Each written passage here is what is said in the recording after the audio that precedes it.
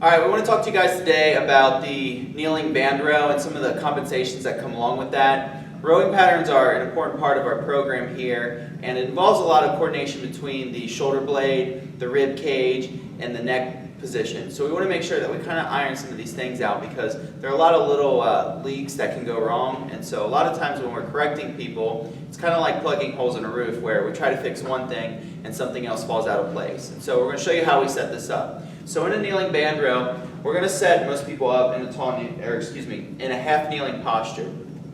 Zach's got his back toe in the ground, and with this we can actually work on driving through his foot a little bit more to increase the activation at his glutes and also to address some deficits in ankle mobility. So if you have trouble squatting or your calves are always stiff, this is a great way to just get some range of motion through the ankle.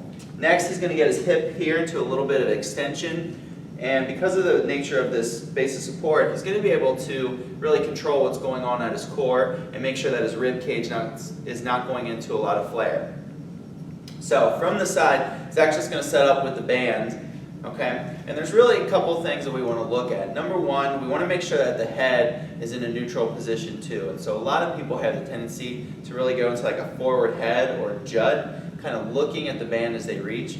And what happens is some of these upper trap muscles tend to get a little lengthened when he's doing that or when you're doing that. And the body will tend to compensate by laying trigger points down to create stiffness because it's almost like this muscle is just hanging onto his head to prevent it from falling forward even further. So we want to pack the chin or pull the head into a nice neutral position so that it's in line with the rest of his spine. The second thing is when he's rowing, we want to make sure that his elbow is not going past his body. If he were to continue to row, what's going to happen is the shoulder blade has no choice but to round.